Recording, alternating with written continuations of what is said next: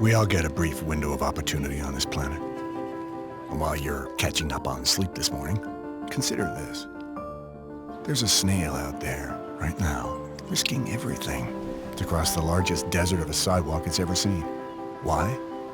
Because it beats hiding in its shell at home? Or maybe it was inspired by every snail that ever successfully reached the other side. I don't know. I'm not really sure what motivates a mollusk, but I do know this.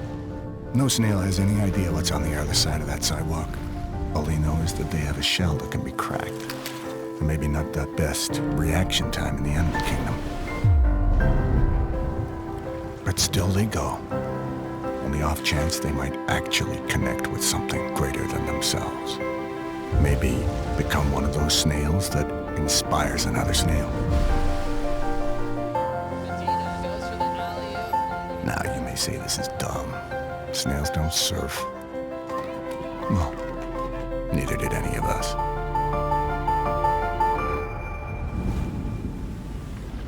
Until we did.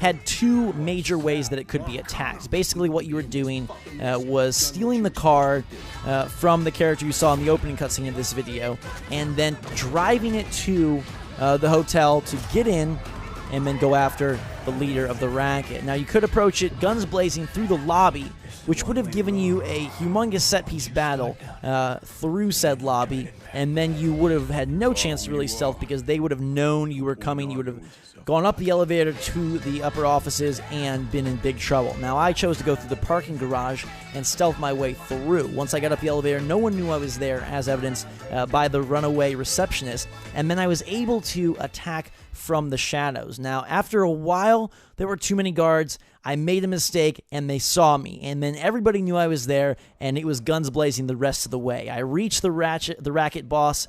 You can tell I've been playing a lot of Ratchet & Clank. I reached the racket boss, and he had a rocket launcher, which I was able to take from him after dealing with him. I threw him out the window, which was a stunning way to shut him up. And then I used the rocket launcher on some of his cronies, which felt like perfect justice. And then I got out of there. It was a very satisfying mission, and it culminated with me needing to go through that lobby. And I love the fact that even though I skipped the lobby on the way in, going for the stealth approach, I was able to still hit up the lobby on the way out and had that set-piece fight with the rest of his army, the rest of his militia waiting for me.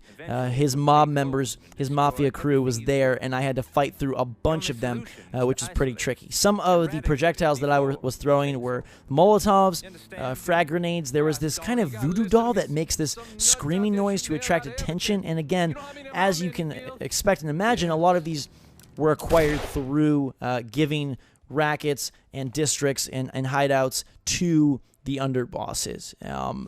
The mobile store was something that was really cool. There's so much to talk about here. I'm going through all of it and trying to make sure I get you guys everything. Thank goodness for notes. I found two more things I want to tell you guys about. One being the detective vision that you've been seeing throughout the game. It's not called that here, but that basically is what it is, where the enemies will be highlighted.